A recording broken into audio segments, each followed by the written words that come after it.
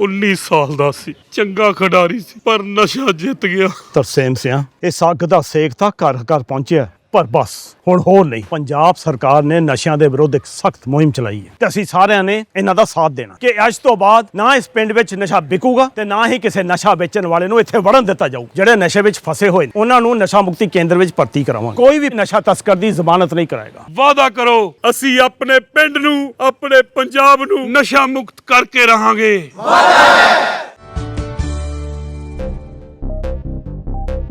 8वें वेतन आयोग के चांद सितारे दिखाकर सरकार सस्पेंस का आसमान बिछा रखा है। ऐसा कुछ बोलती नहीं जिससे साफ हो पाए कि वेतन आयोग के लिए कब क्या होने वाला है। संसद सत्र में सांसदों के पास सरकार को घेरकर सवाल पूछने का मौका होता है।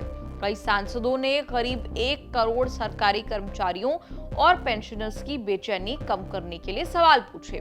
बिल्कुल नया सवाल तृणमूल कांग्रेस की सांसद सागरिका घोष ने पूछा। एकदम सीधा और सपाट सवाल कि वेतन आयोग क्यों नहीं बन रहा है, क्यों देरी हो रही है। वित्त राज्य मंत्री पंकज चौधरी ने सागरिका को जवाब दिया कि वेतन आयोग तब बनेगा जब वेतन आयोग बनाने के लिए सरकार नोटिफिकेशन जारी करेगी। इसकी प्रक्रिया चल रही है। उन्होंने इस रहस्य से पर्दा नहीं उठाया कि क्यों नोटिफिकेशन नहीं हो रहा है, क्यों वेतन आयोग नहीं बन रहा है, किस डेट तक ये सब होगा। सरकार की देरी को लेकर जमकर गुणा गणित चल रहा है। बिल्कुल स्टार्टिंग लेवल पर सैलरी 18,000 होती है। 18,000 को बेंचमार्क मानकर 2 तरह के अनुमान 2 तरफ के फिटमेंट फैक्टर को लेकर चल रहे हैं। कोटक इंस्टीट्यूशनल इक्विटीज का अनुमान है कि फिटमेंट फैक्टर 1.8 रह सकता है।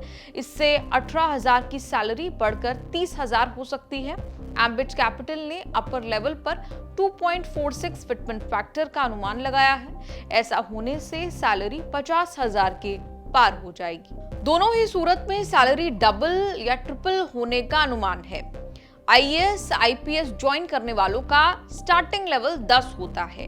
ऐसा नहीं कि अगर 18,000 वालों की सैलरी जब 54-55,000 हो जाएगी तो आईएएस आईपीएस वहीं के वहीं रह जाएंगे। अनुमान लगाया जा रहा है कि 8वें वेतन आयोग में अगर फिटमेंट फैक्टर 2.86 के बीच रहा तो फ्रेशर आईएएस आईपीएस की सैलरी 1,60,000 से ज्यादा हो सकती है।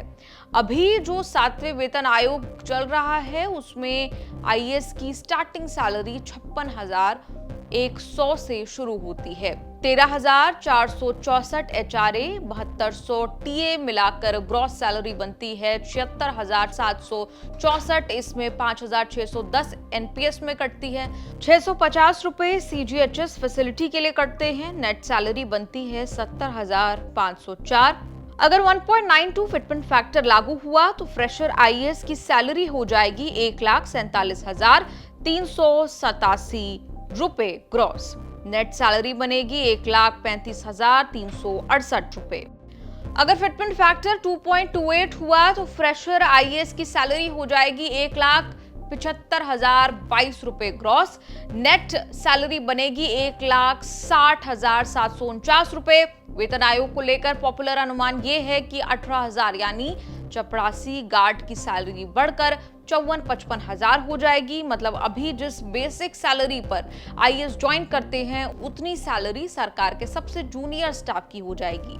किसी भी आईएएस सबसे बड़ी सैलरी 2.5 लाख फिक्स है जो कैबिनेट सचिव की होती है। सैलरी इंक्रीमेंट का एक बड़ा ख्वाब दिखाया गया है जिसके पूरे होने का इंतजार, लेकिन सरकार न जाने क्यों एक बार गाड़ी स्टार्ट करके आगे बढ़ाने को तैयार ही नहीं हो रही। रुपया पैसा के इस एपिसोड पर आपकी क्या राय है, कमेंट्स में लिखकर जरूर बताएं।